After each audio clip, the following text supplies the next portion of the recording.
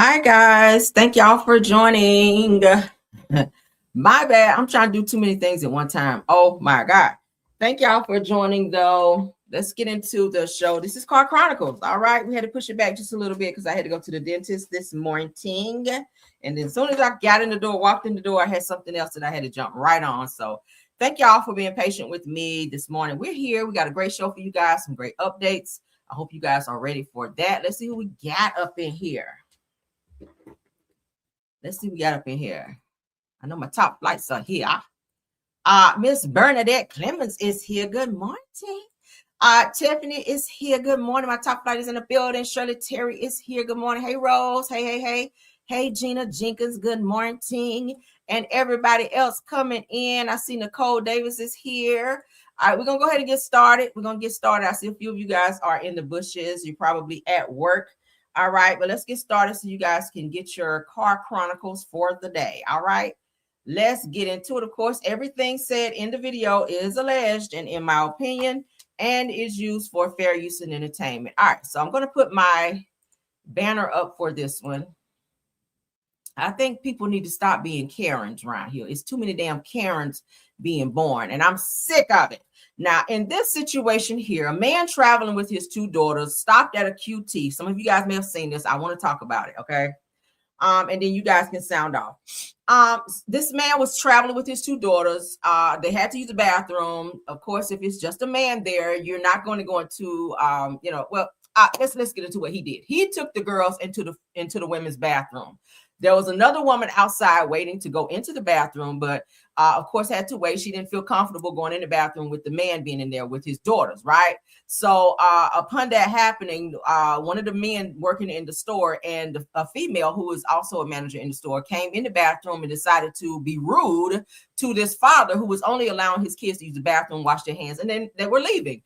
Had they not come into the bathroom and cause such a ruckus, it wouldn't have been a problem because how did you want them to allow his young daughters who are minors to go into the bathroom? You don't let your children that age go into the bathroom by themselves because you don't know who's in there. You don't know what's going on. A lot of pedos hide out in bathrooms and violate children. So hats off to the father for doing what he felt was the best thing to do. So let's get into this. We're going to go ahead and watch it. All right, let's go ahead and share it so you guys can see. All right. Why did I forget my clinics? Oh. All right, let's go ahead and play it. Thank you guys for being here. Let's go. I'm standing in the doorway of the ladies' bathroom. Okay, my wife, there is a man with his two little girls using the women's bathroom. Wash your hands, baby. He is. He's washing his hands with his daughters right now. He is leaving it. It's all right, baby.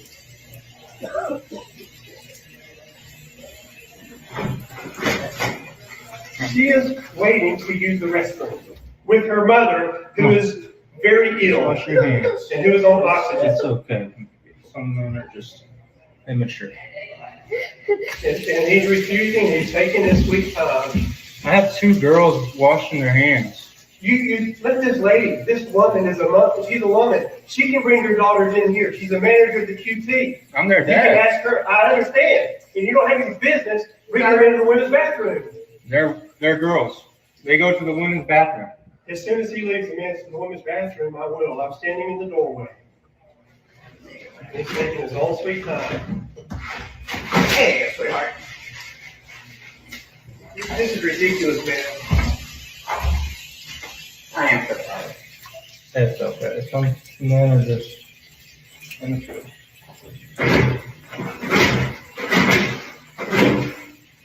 Take it back. It was not necessary for her to come in there. I think he had it. I think he knows how to tear off paper towel and give to his daughters. Had you not come in there and interrupted him, he could have hurried up and gotten out of the bathroom with his daughters, right? I would not send my child into it. I don't care if you do work there. I don't know you. You are a stranger. So sending you in there, how would I not know that you would do something to my child, right? This man does not know you to say, hey, take my daughters into the bathroom. He's doing what a father should do, watch his daughters. All right, you could be a pedo lady, right? Sign off in the comments. You got your hands? All right, come on. Thank God he's recording. Now, all of this is taking place in front of minor children, mind you.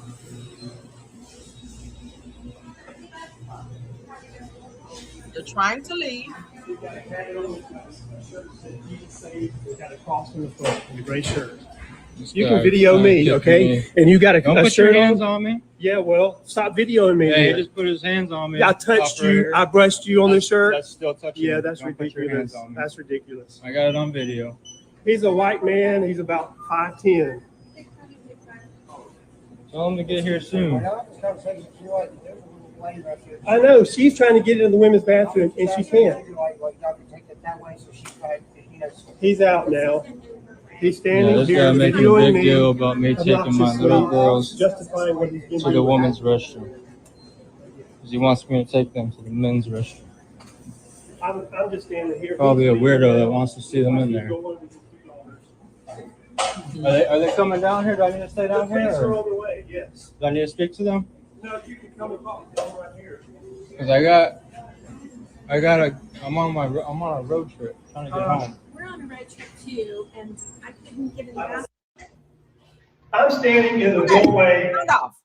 In this situation, a male has his two young daughters who they're on a road trip, as you guys just heard him say. The children had to stop and use the restroom. As he looks like they were wrapping up, getting ready to get out. As anyone would have to do if someone is in the restroom, you have to wait, right?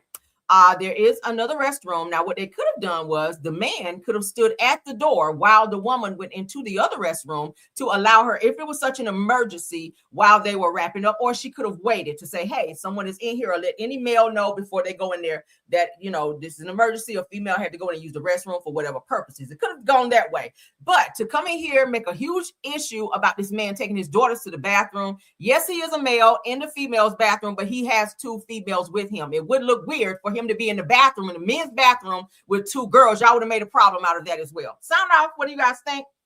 I would not have asked a total stranger in a store who I do not know to take my child into a bathroom to assist them in using the restroom. Not girls or boys, right? You just don't do that because you don't know what that person may do with your child. We're living in a day and age now. You can't send your kids to the bathroom alone because for all we know, we hear about it all the time in parks and in public restrooms where pedos hide out and wait in bathrooms for children to come in there and violate them. So hats off to this father for doing what he did. I see nothing wrong with what he did. He's doing what he should have done as a father, take his children to the bathroom. Now, a lot of people may have a problem with him being in the female bathroom, but think about who he actually has with him. It would look a little weird for him to have two little girls in a bathroom, in a male's bathroom. It just would. I felt like he did the right thing with this. I feel like the man here in the blue shirt standing back there on the phone calling the police. There was no reason to call the police because you violated him when you put your hands on him when he was leaving out of the bathroom to go to his car to get back on his road trip to go home. You made a big deal out of nothing. Right? Are we right or are we right? Are we right? And all of this in front of children, like what was the point? There was no reason for the lady that worked at the store to come into the bathroom to tear off paper towel to give to them. I'm sure he knows how to tear off his paper towel and give to his children. You guys came into the bathroom on this bully behavior, on this Karen attitude, trying to regulate something that did not need to be regulated. Had you kept your fucking ass out the door, they'd have been out of the bathroom and the people waiting could have gone in. Correct? Child, let's move on. Karens, honey, Karens. I cannot stand a Karen. All right, now. We have a food influencer. I've seen this guy in several videos where he goes around to different restaurants. He orders food and then he'll taste the food. If it's good, he'll say yes. Kind of how like, you know, other Keith Lee and other food influencers do, go to different restaurants, rate the food, say if it's good or nasty. This particular food influencer came into this restaurant. These two white men came up to him, tried to sun him, but he stood his ground. Okay, so food influencer Trayvon, being a critic, Turner, sues a South Carolina restaurant after a viral removal. Let's get into this. All right, I'm going to put my trigger up for this one as well. Child, they trying to take us back to the slavery days, y'all. They trying to take us back, but this man stood his ground. Let's go. I know my law. Hey, don't touch me, Shawty. Don't touch me. I have it, sir. Don't touch me. Don't touch me, boy. Don't touch me, dog. I'm telling you. Shit'll get real in this bitch, boy. Don't do it. I'm just walking up. Don't here, do son. it. Don't touch me, You boy. understand? Man, I'm telling Ma'am, you, boy. don't touch me. Don't touch me. I walk Sir, out. I'm would gonna you walk send the out. police I'm immediately. gonna leave. Joe, I'm gonna leave. Immediately.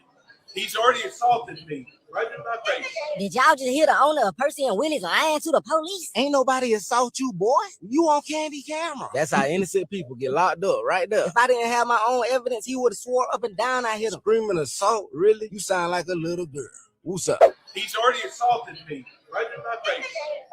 Man, shawty, you on camera, boy. I got You on camera. You on cameras too? Yeah, did I assault you? Yeah. Man, all right. Yeah. You I will sue you. sir. Don't lie, don't lie. I will sue you. Don't lie. Now, I've seen several of his videos. He records from beginning to end, just in case there's a problem. Obviously, this turns into a problem. The man here in the yellow shirt is saying that the guy assaulted him. Obviously, he did not touch him. You guys are watching the video just like me. And he's on the phone calling the police. Why are you doing that? I don't know. He was just there to order food and critique the food. Let's keep going. Don't lie, boy. Calling me a boy now? Boy, don't lie, boy. They're yelling Straight at me. up. Hey, time to go. Let me get the fuck out of here before I flip this shit. He on the phone telling lies to the police. I'm sorry, sweetheart. They tripping for no reason. I don't know what's wrong with him. He tweaking. I don't know what's wrong with him. He tweaking, buddy. Yeah, everybody love me in here. You can't stop the love. I promise you, I know my law. Please, Hey, don't Joe. touch me, Shawty. Please, Joe. Don't touch me. I haven't, sir. Don't touch me. Don't touch me, boy. Now, he is a little aggressive with his food critic, but he's funny as hell. I kind of like him, I got to say. As ratchet as he is, his accent is funny as hell. But I've seen videos where he actually ordered food and it was nasty, and he just like went outside and like threw it on the ground like pizza. He went to this restaurant and the pizza was nasty. There was a lady that was making pizza in one of the videos that had a Band-Aid on, which I thought was hella nasty. The bitch didn't have no gloves on either. I was like, yeah, I would have been like, I don't want it. But he still got the pizza. He said the pizza was really nasty. Right, I wouldn't have ate no pizza with somebody with a Band-Aid around their finger and you back there working the dough with a Band-Aid on. Yeah, and with no gloves too. Like I wouldn't have done that because I'm a germaphobe like that. But what do you guys think about that? As you guys can see, that's always the go-to is to call the police. The point that I'm trying to make is people are now turning situations that are not situations into situations. Okay. Thankfully he was recording because as you guys heard the man in the yellow shirt say, oh, he hit me, he touched me, assaulted me. Now you're trying to find a reason for the police to come to arrest this person because you have nothing, but you want to see this person be arrested so bad. So now you're making up charges that are not even charges. Y'all see this? So is it going to be a thing now to where you have to always be recording or have some type of evidence, video evidence when you go out in case there's an altercation with someone that want to be on some Karen shit, right? We're starting to see more and more videos of this happening. And it's starting to be a lot. It's really starting to be too much because it really comes down to your word against the other person. But now it's starting to be where you really have to like record when you get into an altercation. Like if you start arguing with somebody, you got to start hitting record because you don't know that person say, oh, she assaulted me. And you never even touched them or got close to them. But the police will say, oh, you assaulted this person. Come on, put your hands behind your back. Right. And the next thing you know, then you have assault charge when you never even touched the person. So this situation here definitely did not have to be a situation. He already said, I'm leaving. They are all up in his face being disrespectful. It was team too much. So sound off. Let's move on. Let's get into rapper Mystikal. He's found himself in a lot of trouble, RAPE case. Let's get into that as well. This is why you haven't heard from Mystikal in a while because he's been locked up. He got out for a DV situation too. I think he put his hands on a female, and it was also said that he was aggressive and RAPE'd a woman. So he had charges on that as well. But he is back in our news again, where he is asking to take back a guilty plea in a 2022 RAPE case. Let's get into that. Shout out to Eric J. Street News on this post. All right, child. The Karens are out here Karening. All right, Mystikal asked to take back a guilty plea in 2022 RAPE case. Louisiana rapper Mystikal, real name Michael Tyler, is asking a judge to let him pull back the guilty plea he entered earlier this year in a 2022 RAPE case. Now, Tyler was sentenced in 2022 for first-degree RAPE and false imprisonment. But in March, he pled guilty to a reduced charge of third-degree RAPE with a sentencing cap of 20 years. Damn. They said that now, just days before sentencing, his lawyers have filed a motion to withdraw that plea. Now, in the filing, it says that they claim that Tyler, which is Mystikal, did not have sufficient opportunity to fully consider the consequences and say that he was under significant emotional distress and felt pressure to make a fast decision when he agreed to plead. I don't know how that's going to fly in court. I just really don't. They may not take that back. I'm sorry. The case stems from an incident at his, Prairieville, Louisiana home. An acquaintance told investigators that Tyler, which is Mystikal, accused her of stealing money, then allegedly punched and choked her, ripped braids from her hair, and took her phone and keys so that she could not leave. She said that she spotted what she believed to be meth in the house and saw him having wild mood swings. He looked high right here, don't he? I don't know what he on in this picture, but he on something. According to the arrest warrant, it said that she told authorities that Tyler, which is Mystikal, then pushed her onto a bed and forcibly RAP'd her, and afterwards sent himself money from her phone before finally letting her go. So you stole money from her, you RAP'd her, and you kept her against her will. Those are 3 charges, right? Very serious charges, might I add, okay? Damn. Mystikal has faced similar accusations before. Now, in 2004, he was convicted of sexually assaulting his hairstylist, served by hairstylist. He ain't got no hair. Oh, he did have braids back then. He damn sure did. Served about 6 years in prison and was ordered to register as the SEX offender after his release. It says that a judge now decides whether Michael Tyler, which is Mystikal, can take back his plea and fight the charges at trial, or whether that March guilty plea will stand and move straight to sentencing.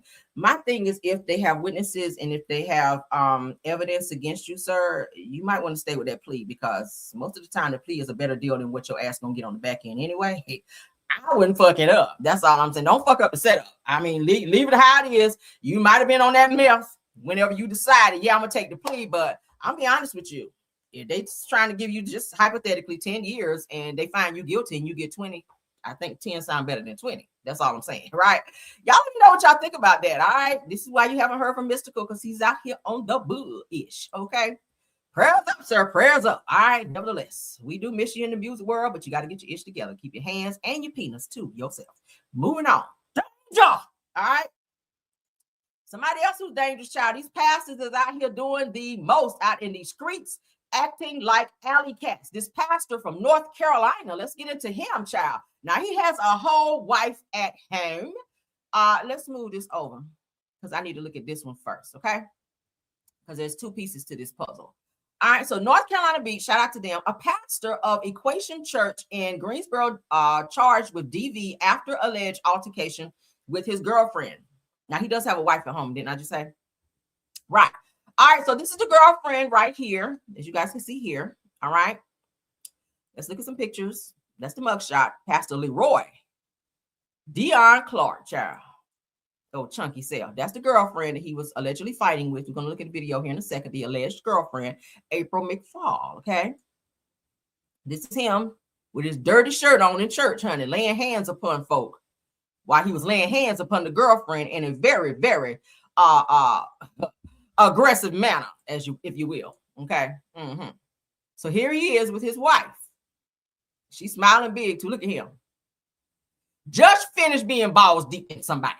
All right, so let's go ahead and read so we can get caught up on what's going on. All right, a Greensboro area pastor is facing serious criminal allegations after being arrested on multiple charges involving a woman identified in court documents as his girlfriend. As you guys see on my screen, husband and wife, right? Now, according to court records obtained by the North Carolina Beat, Pastor Leroy Dion Clark, who was 46 years old of McLeansville, where's that, was arrested on June 14th, that was a couple days ago, and charged with misdemeanor crime of domestic violence, false imprisonment, and assault on a female. Not a pastor, right? Child.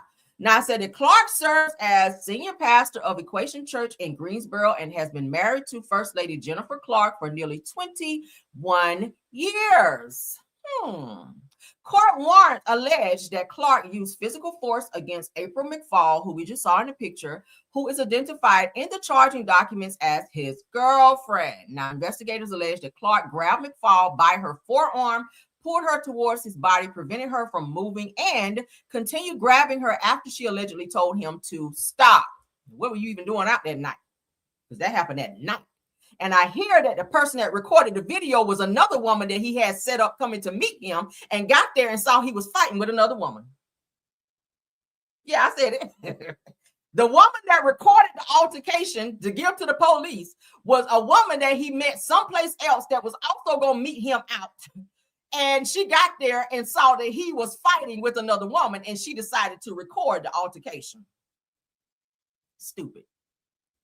Following his arrest, a judge released Clark on a $500 unsecured bond and ordered that he have no act of violence, threats, harassment, intimidation, or contact with the alleged victim while the case remains pending. At this time, it remains unclear what led to the alleged altercation, how long Clark and McFall allegedly maintained a relationship, or whether Clark's wife was aware of the alleged relationship. Now, some of these wives be knowing, not saying she did. Some of these wives be knowing, but it'd be the lifestyle for them. They're not living that lifestyle. They're not getting ready to give up driving a nice Range Rover, living in a nice house, getting all the money out the collection plate every Sunday and whatnot, going on a nice lavish vacations. She gonna stay with her fuckboy, Pastor Fuckboy. That's who is on my screen right now. Pastor Fuckboy Clark.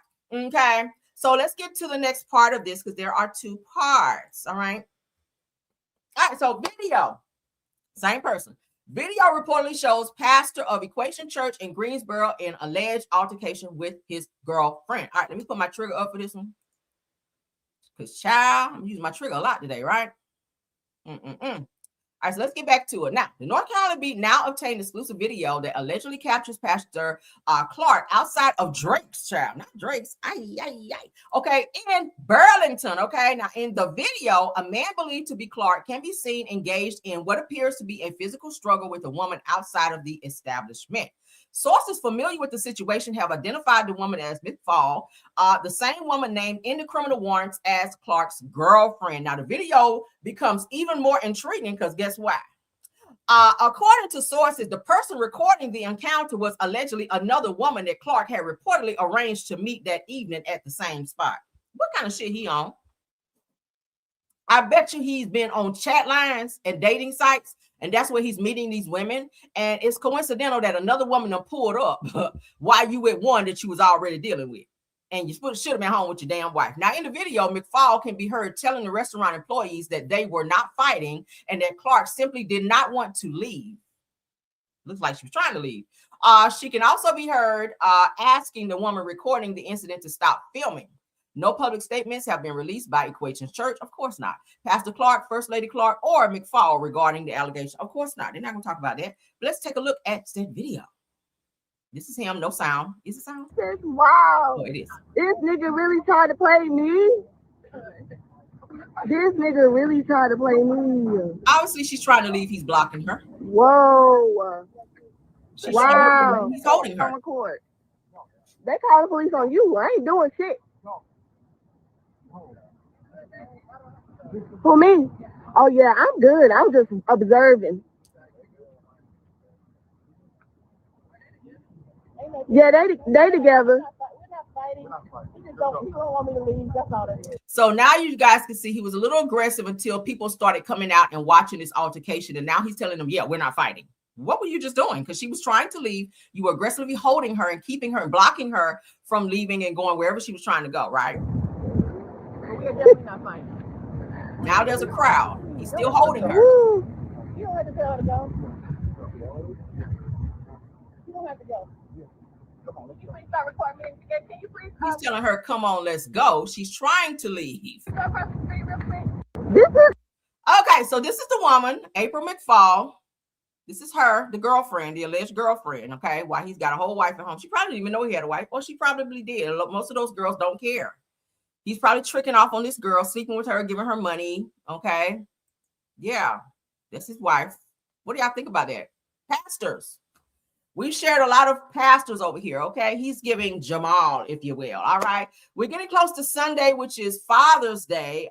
The interview with Tasha K and the alleged woman that also has Jamal Bryant's baby is quickly approaching. I cannot wait. We will be covering that as well, but let me know what y'all think about that situation with Pastor McFall, child, out here. balls deep in the girls. All right, moving on. For those of you that live in Michigan, there's a new law we got to let you guys know about, so you don't get caught up out there, honey. Because, baby, let's put that baby. Girl, y'all enjoying these topics so far? I tried to pull some good ones for you this morning. We're going to get into this Karmelo update here in a second, too, because we got some new findings. Yes, we do. Karmelo, baby, you might be coming home soon.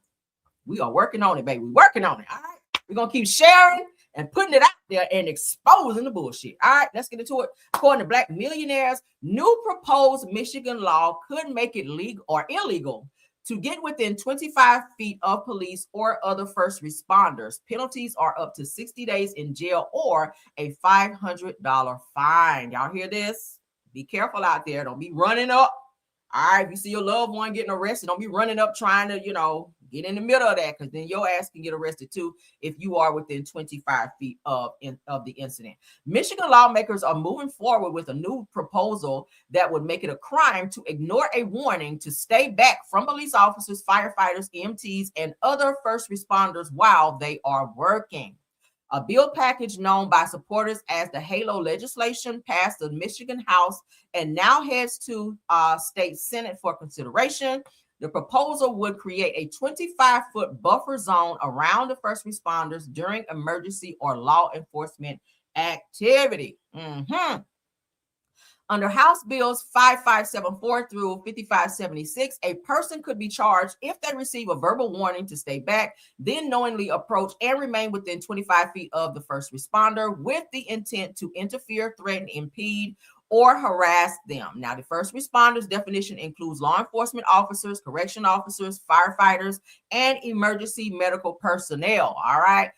A basic violation could be or would be a misdemeanor punishable up to 60 days in jail or a fine of up to $500. Ooh.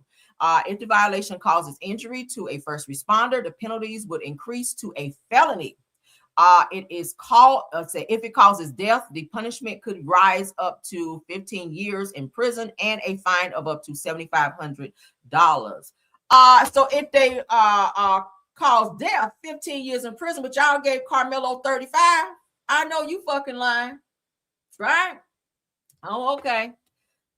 Yeah, I see what's happening here. So what do y'all think about this new law, this new proposed law? I mean, typically you're not supposed to run up while they're doing their job, but sometimes people do get a little emotional if they see a loved one getting arrested or if they see someone hurt, and the ambulance coming, they're trying to work on them and you coming up and you trying to grab at, and sometimes you don't mean to be that way, but when you see a loved one and you're very upset and very anxious, sometimes you kind of do get out of yourself and do that. So you have to really be, if you live in Michigan, because I don't know if this is going to be worldwide, you really have to watch how you're responding to this so that you don't find yourself with charges or locked up, because they're not playing out here, child. They are not playing. So Michigan, there you go. All right. Let's get into some Karmelo Anthony news, because baby, it's a lot being put out here, and I've been trying to snatch up as much as I can so that we can talk about it, because we want our Karmelo out of there, 135 years. No, man. Shout out to Lajanae. Love her. Or Lajanae. I think it's Lajanae. All right, so after the gavel inside Karmelo Anthony's appeal, number one, what the docket shows. Let's get into that. I love her because when I tell you she gets deep down into the nitty gritty of it all, okay? She's so informational. I love it. This is why I like to share her stuff. So you guys definitely follow her and give her a like, okay? After the gavel, docket diva said that the verdict has been rendered. Of course, we know Karmelo Anthony, who was 17 at the time of the offense, and has started serving his 35-year sentence at the Texas Department of Criminal Justice. I also have the information if you guys would like to write him. I will put that up there as well. While I'm thinking about it, because I don't want to forget. If you guys want to have contact and write Mr. Karmelo to encourage him, you guys can do that, okay? Because I do have that information. Hold on. I have it. Not to stop right in the middle of that, but when I'm thinking about something, because y'all know my mind be like 90 miles an hour.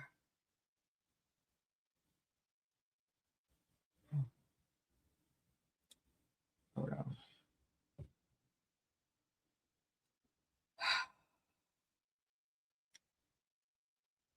Okay, yeah, there you go. Let me send it. I had some more stuff. I guess I'll save it for pop in. I have so many topics that I pulled. Oh my God. We're not gonna be able to cover them all here, but I'll spend a block on them definitely. All right. So yeah, I have the info. So if you guys want to write him, send him some encouraging words, you know, or if you want to send donations to him, whatever you want, you guys can do that. Let me stop sharing so I can upload this right quick because I definitely want to give you guys that information for Karmelo. All right, because that was dropped in my lap. So I definitely want to give y'all that. Let me go back here and upload it here. Oh, it's uploaded on here, and I'll share it here in a minute once we get through all this info for Karmelo. Okay. All right, so that's there on the screen. I'll put it back up for you guys to see. I'm sorry, y'all. Yikes. Okay. Let's get back into it. Let's get back into it, honey. All right. Let's share again. Yeah, y'all can write him. I'm pretty sure he would love to see. You don't have to know a person to write him and encourage him. I'm pretty sure he would love to see some words of encouragement, maybe some prayers in the form of a letter or something to encourage him and let him know that, hey, your time here is not going to be long, but keep your head up while you're in there. And they are working on getting you up out of this situation. Let's get into it. The verdict has been rendered. Karmelo Anthony, who was 17 at the time of the offense and has started serving his 35-year sentence at the Texas Department of Criminal Justice, while everyone else is still talking about the trial. The docket diva, shout out to her, okay, has moved on to the appeal and went back to the docket. Let's take a look at some things, some findings. What those records show in the 48 hours since the gavel fell is a story nobody else is telling. Let's talk about it. All right. A notice of appeal was filed less than 24 hours after sentencing. We already saw that. I shared that right here on my channel. 6 subpoenas targeting Frisco ISD came back unserved before the trial ever started. Why is that? See, they were in a hurry to convict this man. If subpoenas have gone out, why not push it back so that these subpoenas can be, the people who were subpoenaed to be there could have been there and things could have gone another way. Maybe they didn't want said people to come in and testify, maybe. Y'all hear that? 6 subpoenas targeting Frisco ISD came back unserved before the trial ever started. 3 Black qualified jurors, all teachers, were struck from the panel, and that Batson challenge is preserved on the appellate record. Okay, the 5th Court of Appeals has already acknowledged the appeal as of today. The courtroom may be closed, but the docket ain't. Come on, okay? Yes, it's not closed. All right. The docket diva is launching a new document-driven series after the gavel inside. Okay, so we'll be watching that once she does that. So I want to look at facts. Let's get into some facts. All right. All right, the docket keeps moving. The trial court docket did not go quiet after sentencing, and the docket diva has been watching it in real time. On June 10th, the appeal schedule was filed and transmitted to the court reporter, the Collin County Sheriff's Office, and the DA's Appeals Division.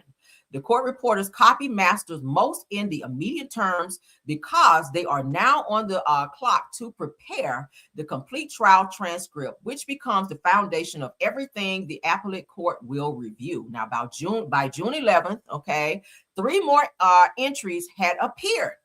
The 5th Court of Appeals issued a postcard confirming formal receipt of the notice of appeal. So they received it, which is the official handoff from the trial court of the appellate court, trial court of the appellate court. A name appeared on the comments of the TEDA. Let's keep going. They got cut off. I don't know what that said, but let's keep going. What the road ahead actually looks like.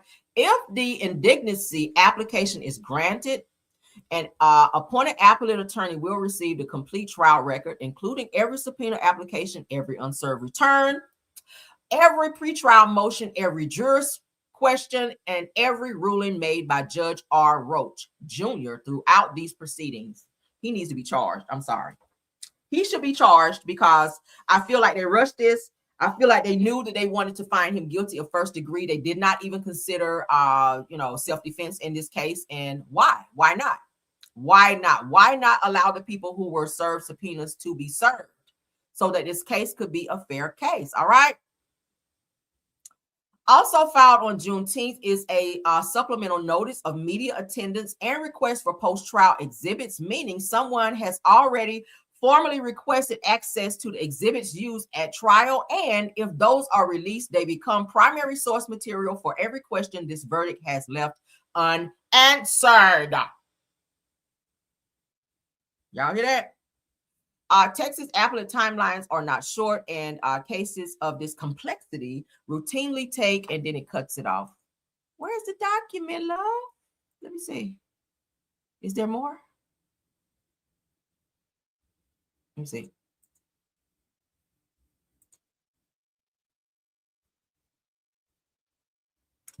All right, I want to see this too. When the Anthony family sat in the Collin County courtroom and looked at the jury box, something felt wrong. They had a pause, real pause about what they were really seeing. A jury with no black representation deciding the fate of a 19-year-old black boy who said he acted in self-defense.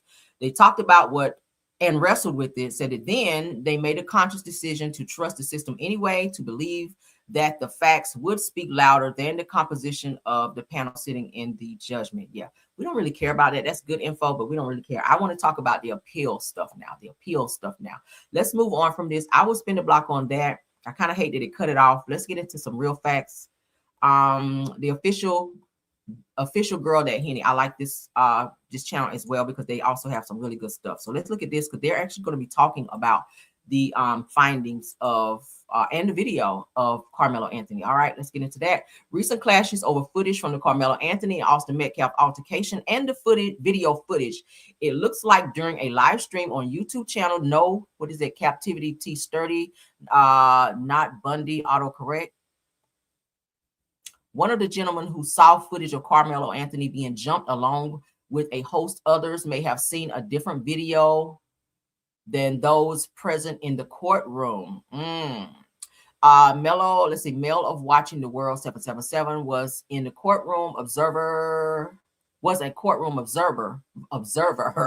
who has spoken out to the video footage no or not lining up. Both T and Mel discussed the videos, and it looks like there are different versions of the incident being shown. Now, I did see that somebody was saying that the original video was edited to make it look a certain type of way. Y'all know you can edit a video. That's what I was doing before I came live, editing one of my videos.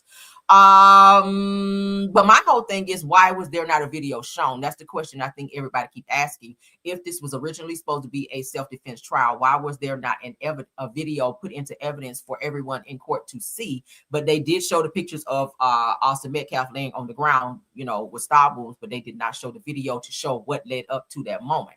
That's my problem, okay? And now with access to the video seen by T. Bundy and the case being sealed, redacted, and held from the public, it may be a while before we find out the reason for multiple videos. So let's go ahead and get into what they're saying here. In the courtroom, observer Mel of Watching the World 777 and T. Bundy exposed that there are two different videos of Karmelo Anthony and Austin Metcalf incident. Let's see what they have to say. Shout out to that girl. At 9:54, Austin arrives. Him along with Hunter. At 9:56, Mello arrives. I don't know why the defense kept calling him Mello. They never called him Anyway, I guess they wanted to call him that for a nickname. You call me Karmelo. Don't give me no fucking nickname, right? We already in a courtroom of all Caucasian people who already look at me and see me as boy anyway. You know, they can't say that shit. But call me by my fucking name, right? Karmelo Anthony. You can put Mr. on it if you want to. But don't call me no damn Mello. Fuck, that's a street name. 10 o'clock and 48 seconds, they started fighting. Okay? At 10 o'clock and 53 seconds, the suspect runs. At 10 o'clock and 5 minutes and 30 seconds, the police arrive. So, you guys are talking about a video that exists. All of this motion and headlock, all of that would have had to happen in 4 seconds. 5 seconds. No. I'm saying in accordance, I'm only comparing to the video they showed us in court. So this whole video would have to be null and void.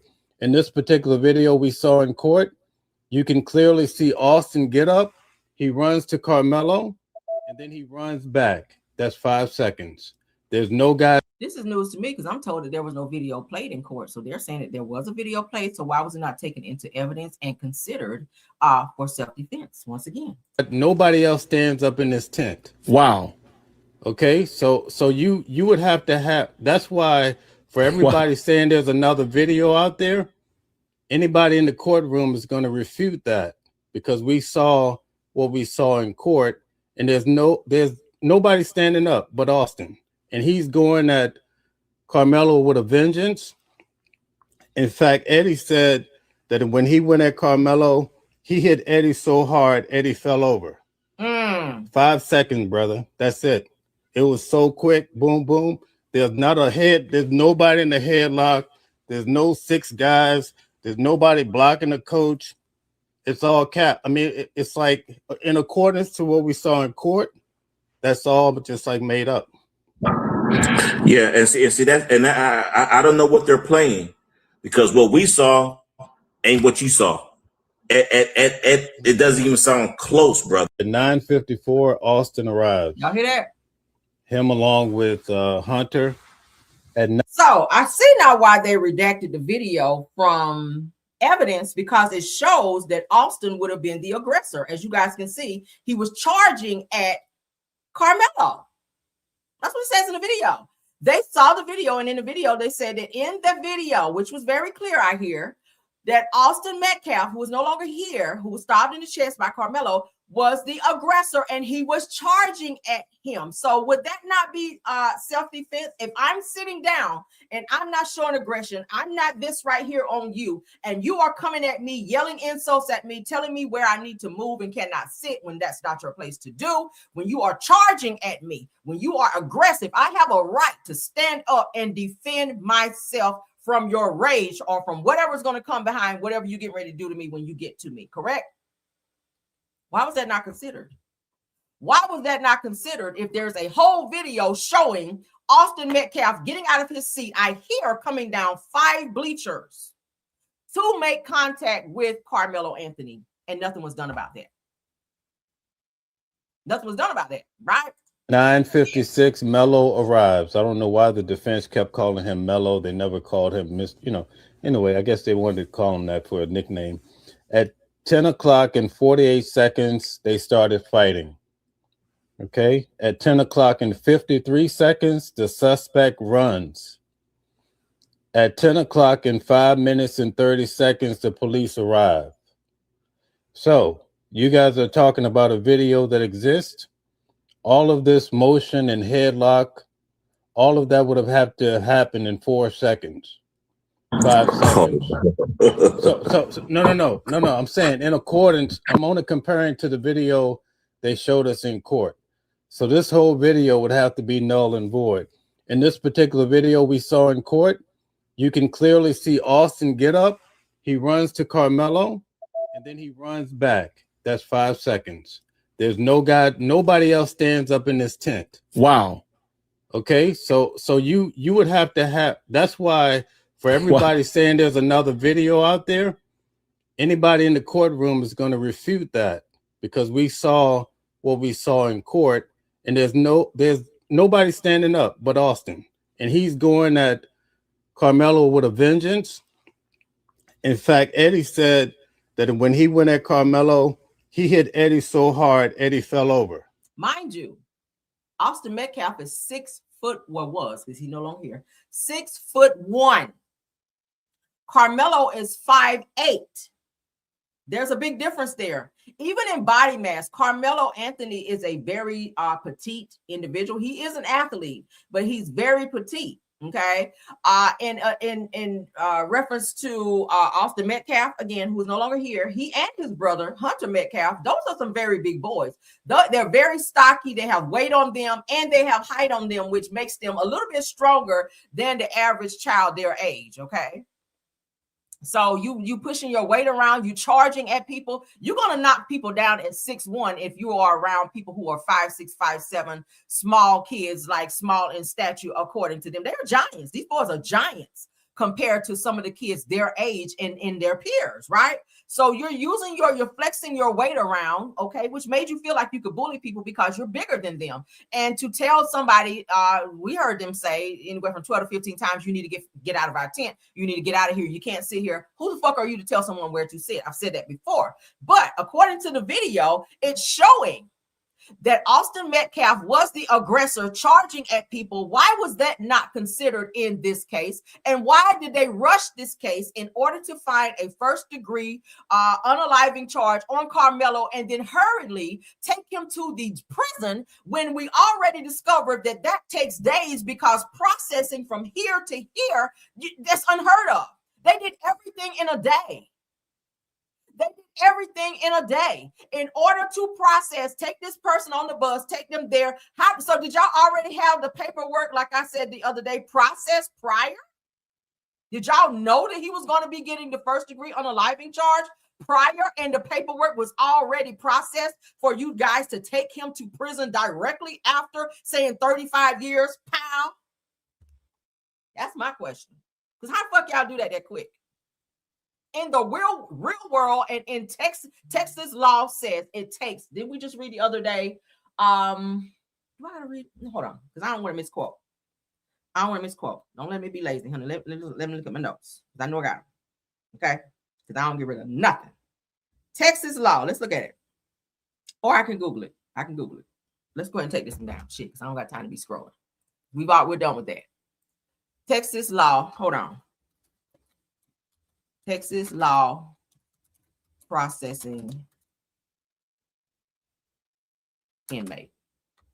Let's say that.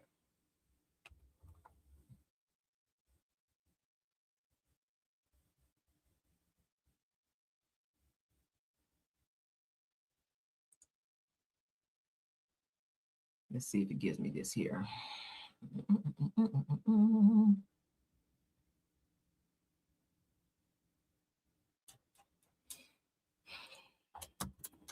Let me see if it gives me a timeline.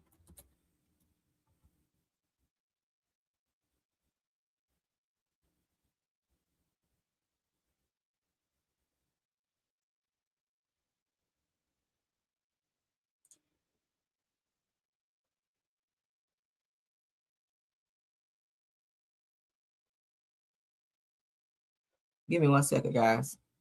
Make sure I'm pulling out the right thing. Let me drop this in. Really some bond, nobody want to get past this indictment. Citizen good time. For jail. They're going to be on the floor only going to 2 years. Karmelo, 4 years. That's good tea too. I don't really need that. Almost 25 days for all the beauty. Yeah, we don't care about that. I want inmate processing. Let's go at Texas law.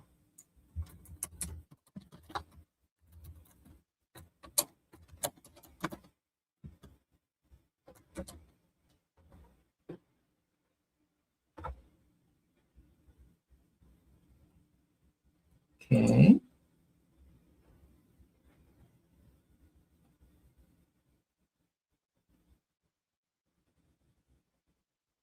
All right, let's pull this one.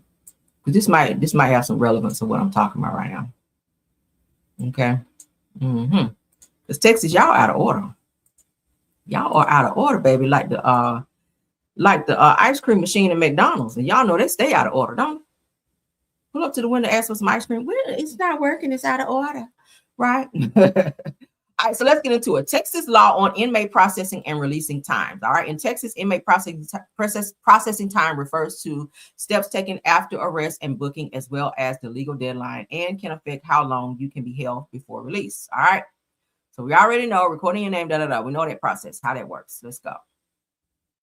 Under Texas Code of Criminal Procedure, you must be brought before a magistrate within 48 hours of arrest. We know that. Explain charges, inform you of your rights. We know that. 90-day rule. If you are in custody and no indictment obtained or is obtained within 90 days, you may be released on a personal recognizes bond. Okay, we don't care about that. Let's see.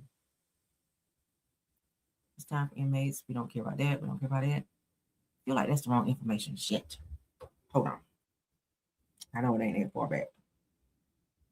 It's not that far back.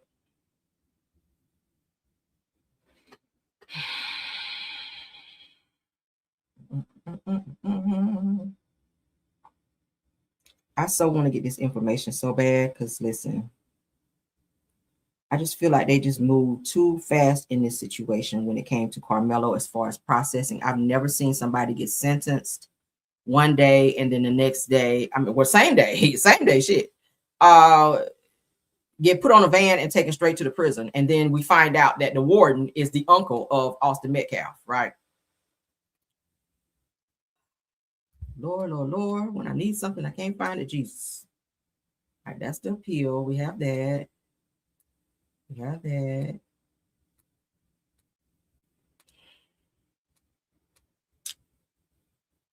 Oh, here you go. Hallelujah. All right. Y'all have to trust me because I can show it shit. Let me show it. Let's show it. Let's show it. I knew I had it because I don't get rid of anything. All right. Now, this is how I know they out of line. Let me upload this because I like to show facts. All right. We're going to do facts over here. God darn it. We looking at facts. There you go. Let's upload into my name. All right. Let's pull it up here. Okay. This is Texas law. This is Texas law. I had already pulled this before, but I want to pull it again just to show you guys how rushed. What was the rush? What was the rush to do all of these things in one day? To have the trial, to have the guilty plea, to then have the sentencing, and then scurry him off to the prison. All right, let's read. You guys see it on my screen. After being sentenced, this is for Texas law, you will typically sit in a county jail for 30 to 60 days before being transferred to a state or federal prison. This is Texas. Why is Karmelo in prison the very same day? Why is that? This waiting period is standard administration time required to process your paperwork. This is a lot of paperwork, right? So how the fuck y'all do that in one day, within a couple hours, in order to put him on a bus to send him to population, right? Calculating your remaining time and arrange secure transportation. So this lets me know y'all had all of this done prior to even saying guilty. Because how the fuck y'all do that in that amount of time, right? 30 to 60 days is what the law says it takes to process an inmate from courtroom to prison. He should be in jail. They took him straight to prison. Something wrong here. I feel like they wanted him to get got while he was in there. Okay. And then let's go back to Austin Metcalf's father. When he said in the video, I see that they filed an appeal. That's not going to work. He's very, very sure of himself. Like he knows something behind the scene, right? Oh, that's not going to work. How do you know? How do you know? It's given that y'all have people already in place to try to stop this appeal, right? That's what it's given.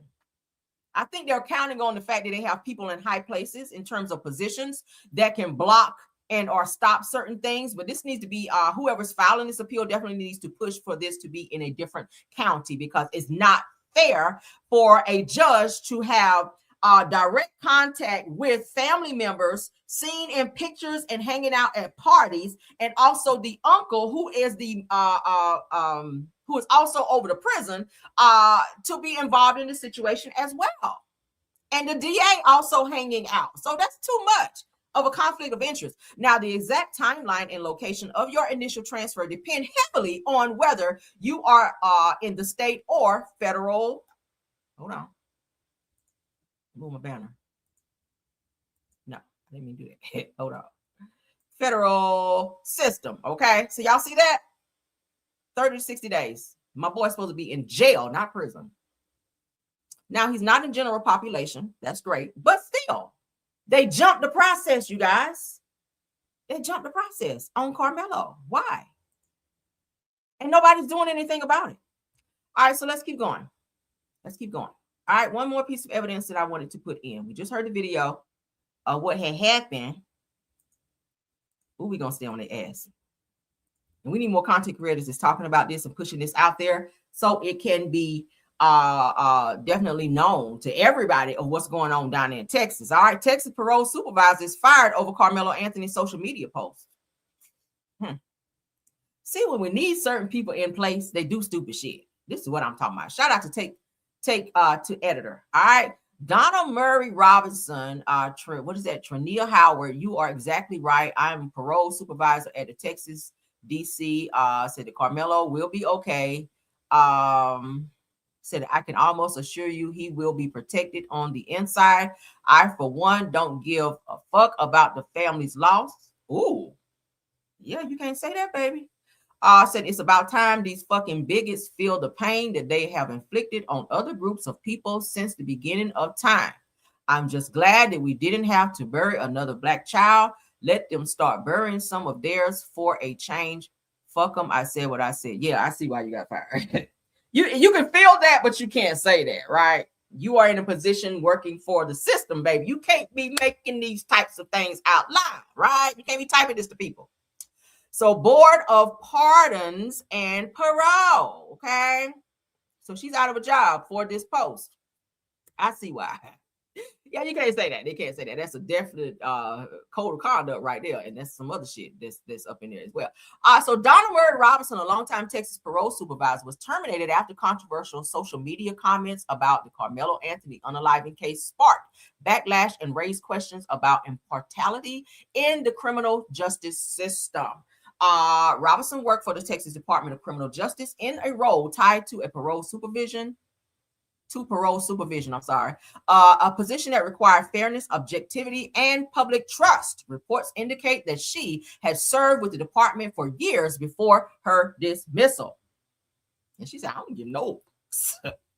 Again, you can feel that way, but you can't verbalize that. You just cannot because of your position. They will fire your ass for that shit. According to screenshots circulated online and cited by multiple news outlets, Robinson allegedly wrote, and we just read that. We won't read it again. It's on the screen if you want to see it. And I will drop the link if you guys want to look further into it. The comments quickly spread online with critics arguing that they were consistent with the neutrality. Oh, look at me. Expected of employees in criminal justice. While public employees retain the right to personal opinions, social media posts can carry consequences, and it can, when they undermine confidence in an agency ability to operate fairly and without bias. Yeah, she was wrong for that. I'm sorry, baby. You went too far, okay? You do. And a lot of jobs will ask you what your social media is because they do monitor your social media. So you definitely have to watch what you're posting if you work in like certain corporate jobs or just jobs period. We'll ask you what is your Facebook, what is your this, because they will monitor your shit, right? You post something up that is crazy, they can fire you. So let's continue.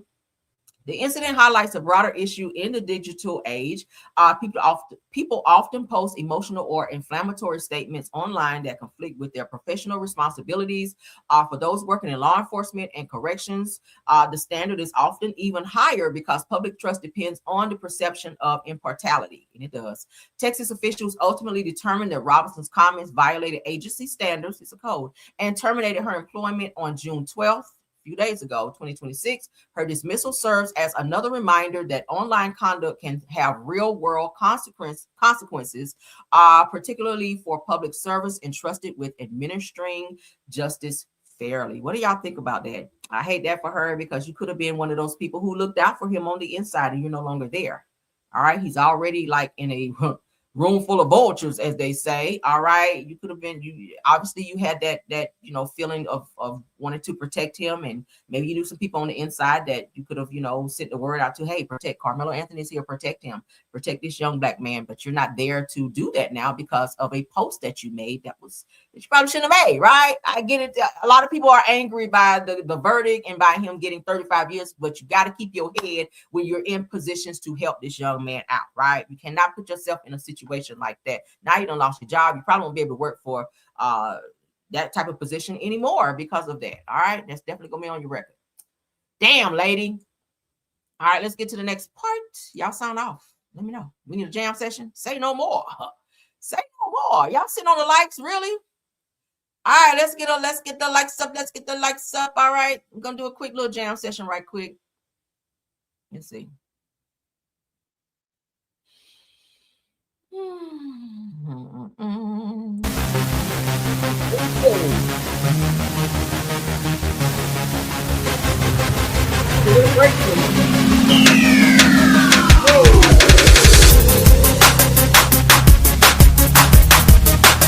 on that light, guys.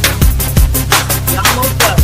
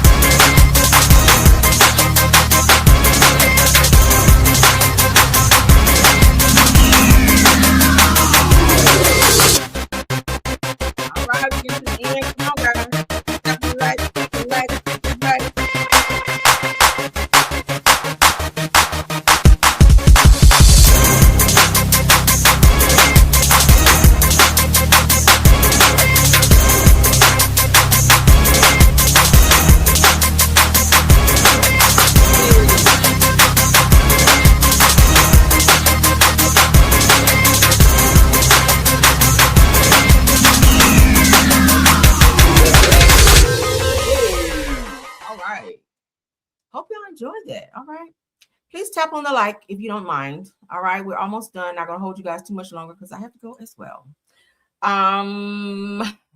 This post right here, this kind of made me upset a little bit because I feel like he's doing the fucking most. Nobody asked you to do this, sir.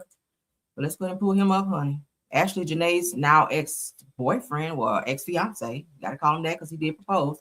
Joe McCain is launching a non-profit foundation in memory of his late fiance, Ashley Janae. Nobody asked you to do that because we still think you unalived her. So it don't hit right, right? It don't hit right, Joe. Okay, your non-profit foundation in memory of Ashley Janae does not hit right now that we feel that you did it. All right, according to the exclusive press, Joe McCain announced plans to start a nonprofit foundation honoring his late fiance, influencer Ashley Janae. The organization will focus on suicide prevention while preserving her memory. I think her last memory is probably you attacking her, allegedly, maybe hypothetically, right? Y'all did have a very toxic situation prior to her death. So you were the last person to see her, sir. McCain shared to TMZ that Ashley struggled with her mental health. Here he goes, still pushing that. In the months leading up to her death, which worsened after receiving news about her infertility. I don't believe that. Including an incident of her walking into traffic. I think he's still trying to paint this narrative of her being suicidal to take the heat off him. I think this is total bullshit, and I think you need to stop speaking on her because her family, they didn't invite you to the damn funeral. Just that's how much they don't care about you, right? You didn't even reach out to them to console them, but then you want to do a nonprofit organization for her? Fuck out of here. Ashley's story needs to be told so that we can honor and cherish what she brought to this world.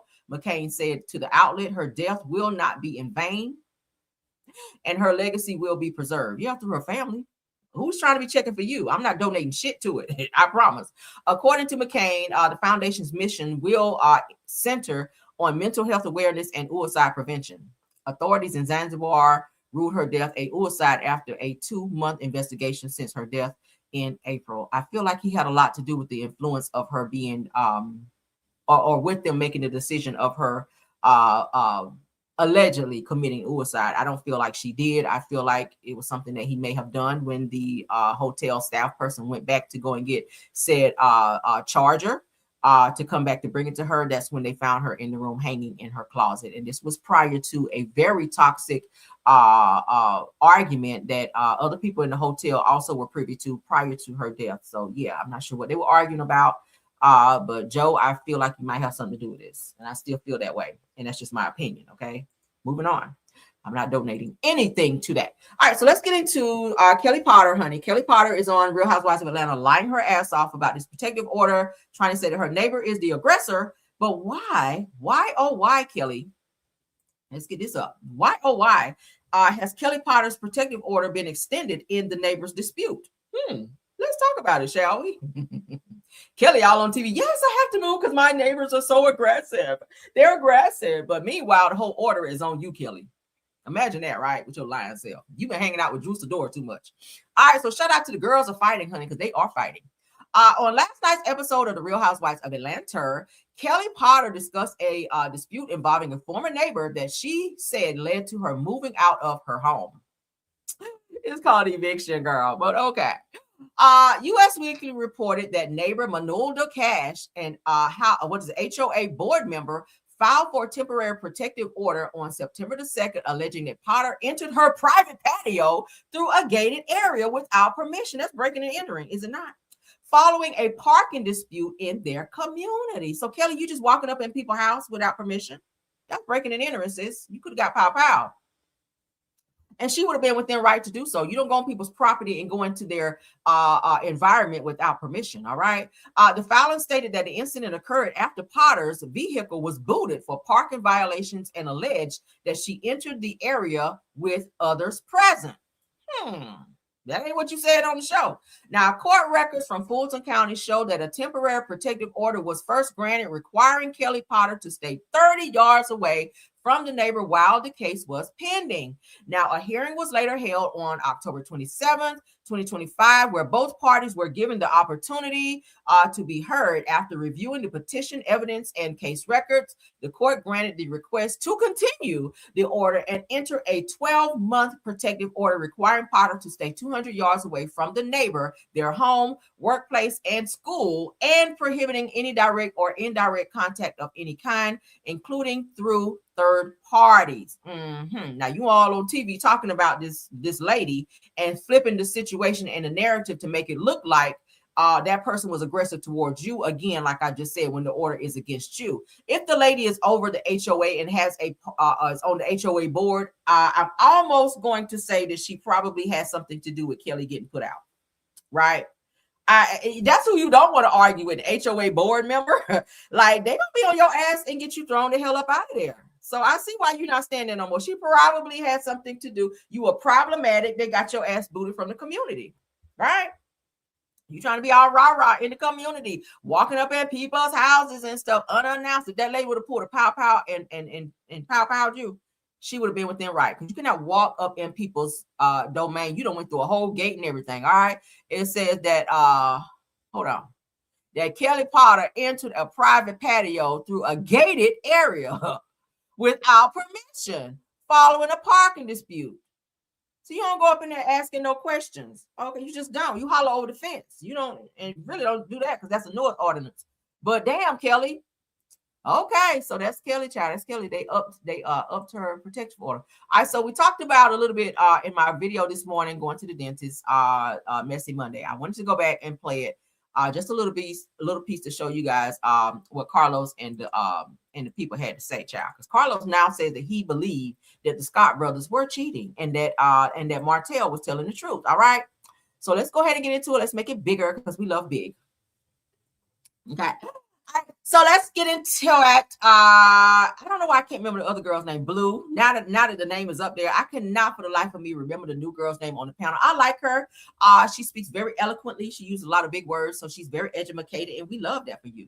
Okay, I love Dustin because he's funny as hell. Okay, and of course Claudia is a total gag. So Carlos, thank you for choosing a good panel this time. All right, let's get into what they had to say. So we're going to start it at the mark where they are talking about NDAs on Love and Marriage Huntsville for the men. All right, let's get into it. Let's go. Shout out to Fair Use. Shout out to Carlos King and Reality with the King. All right, let's go. Hold your horses and your seatbelts, Blue and Claudia, because this is the conversation of. Hold the horse, Claudia. That was good. The conversation about NDAs. All right. So what came up again this season is the fact that Martell is still saying that he was witness to Maurice and Marcel Scott having an affair on their wives with a woman or two in Las Vegas. And it was a conversation about NDAs in addition to whether or not this was true because, Marie said, this season, what does my geek look like? Because apparently it's so distinctive for the ladies. I tried to get answers from him about it. I was doing my job as a journalist. Hey, Portia. Is that a substantial question to ask someone if you accuse them of cheating? Would the next question then be, well, if I was cheating, then what does my peen look like? Like, Maurice, what the fuck? You an attorney. Like, again, and I said it this morning, even if you guys were in a room running a train on a woman, I don't think Martell is focused on or zeroing in on what your peen look like. I think he's worried about if he's coming up next. Right?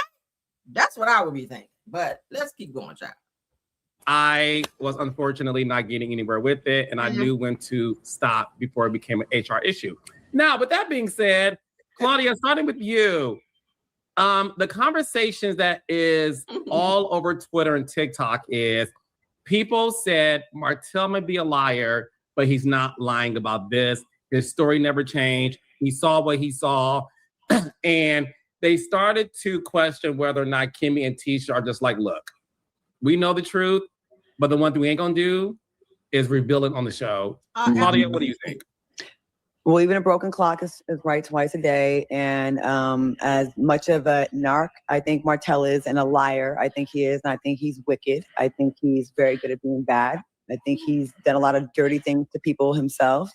So it's almost like, for some people, it's like, oh, well, Martell said it. But yeah, I actually do believe him in this case. I do believe that there was some cheating going on. The way the men answered, and I think the women know it, because the way they answered tells me that they know it too, but they don't want to embarrass, put everything on Front Street on the show. That's what it looked like. It looked like for a minute they almost gave up pick-me's a little bit, like not want to say it on the show, protecting their husbands. And I get it, but everybody else's business is out there, yours gonna be out there too. Okay, so if you want to keep it a buck, you would actually look like a bigger boss. Stay in control. What do y'all think about that so far? Shout out to Claudia. Everything you said, Claudia. Everything, girl.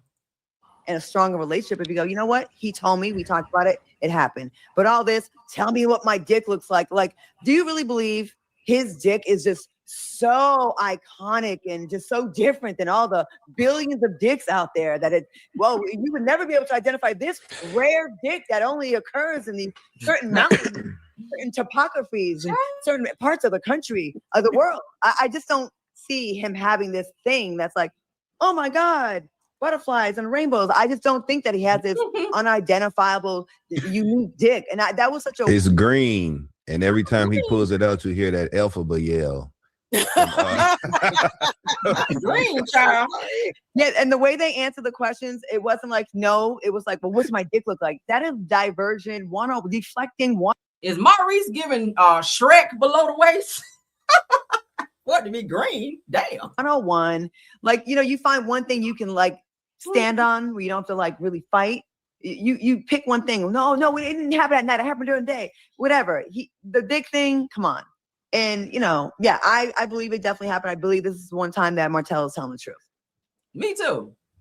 But his dick, I don't think he has an iconic, memorable, vitiligo, huge head. Or he wants us to think it's just so big. And Kimmy just saved him. Like, turn to the left. His dick just turned to the left. It's not that serious. That's not rare, you guys. It's really not rare. Blue to loose mud. I hate it here. I mean, let me just tell you, that whole scene. First of all, it was a confession. Okay, cue the usher. Every word out their mouth was like, "Yeah, we did that shit." They did a train, I think, with Martell. Honestly, it was giving tag. Y'all catch that? Claudia said Martell was involved. Now, Martell said in the interview that he was not involved. Of course, he ain't gonna say he was. Ariane sitting right there, but I feel like Martell had a chance. Was up next. I do. I do. I told y'all, Shan was a bad bitch back then. Okay, Shan was giving body, flat stomach, and all that. So, do I feel like it? Yeah. That team, like, whoop, there it is, like Freaknik 90s type of shit. I'm like, how long y'all been doing this as the brothers doing this shit together? Well, to add to this, only because you brought this up. Martell alleged that the women they were with were not his type. They were busted, and he let them do it, and that's why. And Ariane ain't busted. Every time we see Ariane, she busted. So what that's supposed to mean, Martell? We definitely can't go by that. Because Martell, hello, every time we see Ariane, she's busted. So he left the scene of the crime, allegedly. Go ahead. And that they wanted him, though. They wanted him too. They wanted him, yeah. Of course, so to answer your question, I 1,000% believe him. 1,000% believe him. You know why? My body was stunned because my body has never believed him. I've never heard anything come out of Martell's mouth and my body's been like, yes, I recognize this as truth. So it was a foreign feeling. I was like, is he telling the truth for once? It felt bizarre. It was obviously was telling the truth. And also, even the way the brothers were joking, there was a distinct lightheartedness that fuckboys have when you're about to disrupt the cart. And so everything's fine. Everything's fine. Haha, crack a joke. What my dick look like. I know that little Claudia. We know, we both know it. Well, if y'all know fuckboys, y'all know it too. There's a certain lightness, like they overperform lightness when someone's been caught on the nose, so that you're thinking, well, if it was a big deal, they would care more.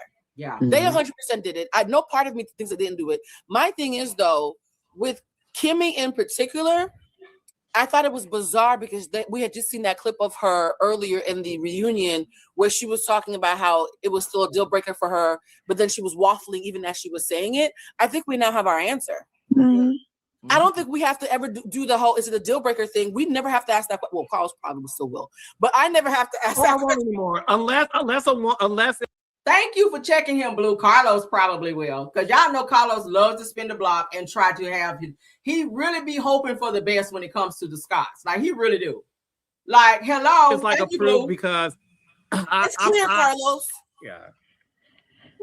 Sorry, I know you love all the girls, but I do think that the man saw what he saw, and the reason why he couldn't tell you what your penis looked like is because it was inside somebody. We missed that. You can't identify a penis that while it's inside somebody. That's why he couldn't tell you what it looked like, because you were stripping that lady. And if your wife is okay with it, it's okay. In the words of Whitney Houston, it's not right, but it's okay. And if your wife will take you back, who am I to, in the words of Dustin, who am I to judge black love, all that extra good stuff? Hit it, Dustin. What a weird defense. What's my thing? What's it look like? That's a weird, like, was he up in it too? Like, not Claudia climbing in there. Claudia. Was he that close? Which is another weird thing. And I also think it's very weird. I don't know. I'm not a man, but two brothers like that, like I don't know. It's gross. It is gross. Okay, so full stop. Number one, people believe Martell because of the sheer audacity to say to somebody, "You cheated on your wife. I was there. And you know I know the truth about it, right?" Come on. That's audacious. People believe that. And I almost would have believed it too based on that nature alone until I saw that video that he posted where him and his baby mom, right, Ariane, were interviewing that lady that was obviously lying and looked like she was on track for something. You know what I'm saying? We'll just put it like that. So I don't think she I feel like there were some lies in the interview, but ultimately I feel like she was telling the truth about her interaction with them in that moment.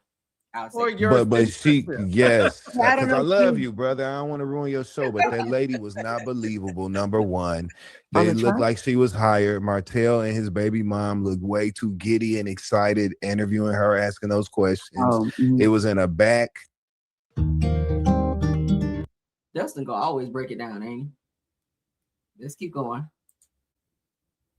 Room set up, very cheap, horrible lights. It looked like when you take a lampshade off of a lamp and just turn it on and have the bulb. That's what the lighting looked like. So I don't believe it based on that. Number two, Martell is a literal bona fide certified liar. And not only is he a liar, he has shown himself on the course of this show to be the type of person that will take something and turn it into whatever he needs it to be for the sake of making his point of argument, right? Now, Marceau and Maurice are not making it easy to defend them or to say, hey, Martell is lying, because they won't fucking say they didn't do it. Marceau has been a little bit more direct in his dialogue and language concerning this matter, saying, yo, Martell is lying, you know what I'm saying, whatever. Maurice is doing this default setting that he has to speak in parables and similes and metaphors and shit and tell all these stories and give illustrations to guide you to a conclusion, as opposed to just speaking directly to the issue and saying, hey, I didn't do that, you're lying, and I'm gonna beat your motherfucking ass if you say that shit again about me, and I'm an attorney and I'm gonna sue the taint out from in between your asshole and your balls if you say that about me one more time. You have to get serious with people so they know you're not playing. And we haven't seen a reaction from Maurice and Marceau that begets that sort of seriousness in their response to a very serious allegation. Let's also add that Martell has a bone to pick with everybody because he's the one who got embarrassed out of the entire cast by his actions becoming public, right? Martell has been subject to appropriate judgment from the fans, from viewers, from everybody based on him cheating on Melody and doing it again, and then gaslighting her, acting like he don't give a fuck, being shameless when he's doing shameful shit. We know this is Martell. So he's giddy and excited to try to find somebody else to be guilty of something else so that he's not the only one that has been wrong. There's that too. It's a lot of layers here, but to fix all of this, Maurice and Marceau need to be like, we did not do that. You're a fucking liar, and there's a consequence for you making that sort of false allegation against. But they can't do that if it's the truth, right? Maurice, you could have been sued Martell. This is a couple years ago. Did this happen? Why has there not been a lawsuit? Just like Tisha said she was going to sue Martell for what he said about her being in the back of the Buick, and then you came back and said, oh, that was when I was in college. I feel like Martell, he's been around them, and he did say publicly that they did sleep with some of the same girls in some of the same rooms. I believe that he knows some things about them, and they'll never tell it because they don't want it to be on television because they've created this image about them. Tisha as well, she's created this wifely image where she doesn't want people to think that there's infidelity in her marriage. She prides herself on being married the longest out of everybody on the show. So no, she's not going to sit on a platform and say, yeah, my husband cheated. But then again, I think that people would respect her more if she was more transparent and say, yeah, this shit happened and we talked it out and we're going to stay together. As stupid as you might look.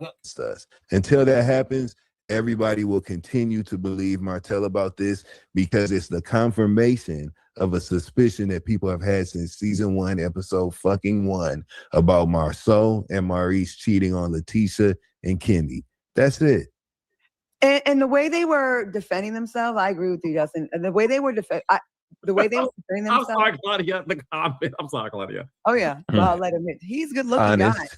He's very good looking. But that's what Sheree said. Yeah, I'll let him hit on.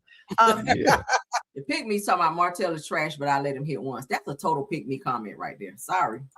If in real life, right? If you really care about the feeling of your partner and someone is on TV really standing on business saying that they cheated, they weren't even trying to comfort their wives. The way they were like defending, they were just like saying goofy stuff. They weren't like, if someone falsely accused me of cheating on my man, he's right next to me and the world is watching, I'm going to be looking at him like, yo, it's not true. You know they're lying. It's not true. I'll prove it to you. It wasn't like that. It was more like, for them, it was more, and they like you said, there was no threat of suing. You're a lawyer.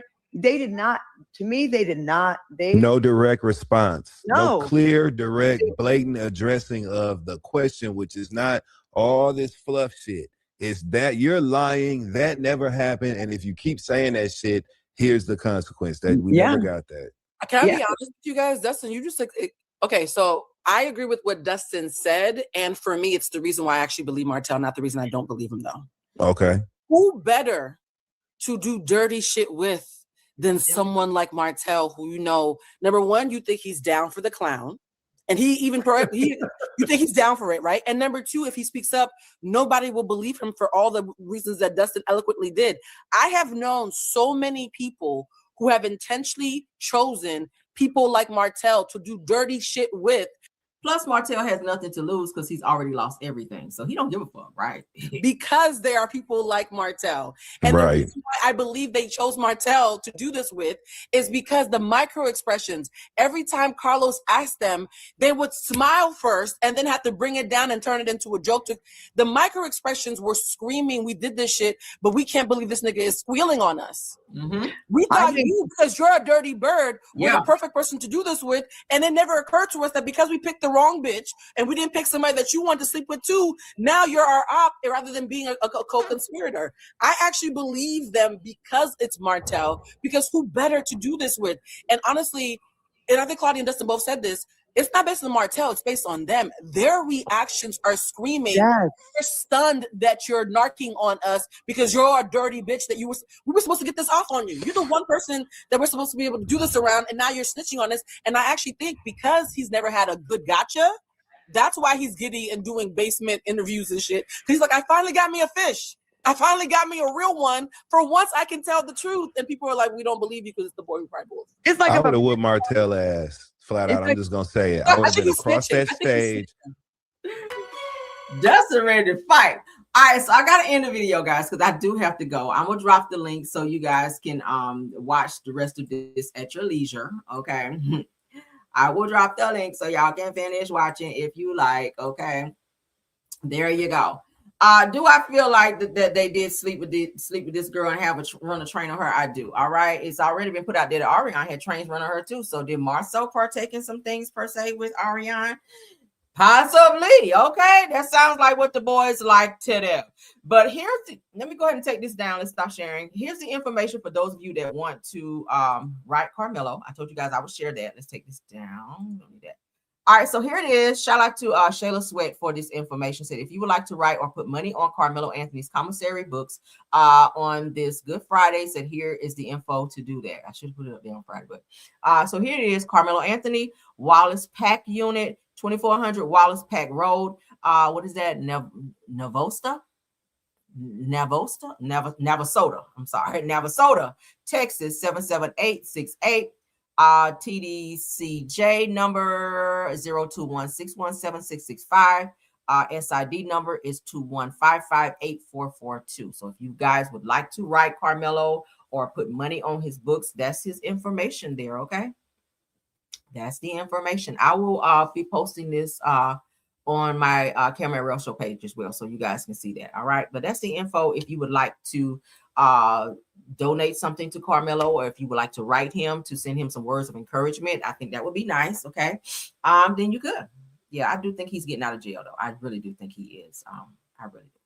All right, but we got to get out of here, guys. Love you guys all. Thank y'all for joining this live. Please don't forget to tap on the like button for me. Until the next video, I will see you guys later. Have a wonderful Tuesday. All right, keep your notifications on till we go live again. Shout out to my top flight mods, Truth TV Podcast, Rose Armstead and Tiffany Thomas. Thank you guys. Thank you also to all of the content creators who joined this live to support as well as my Karmelians in the chat as well as in the bushes. All right.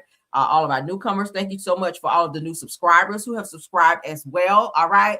Thank y'all for the support of the channel. Thank y'all. And again, thank you. I will see you guys later. Until the next one. Bye.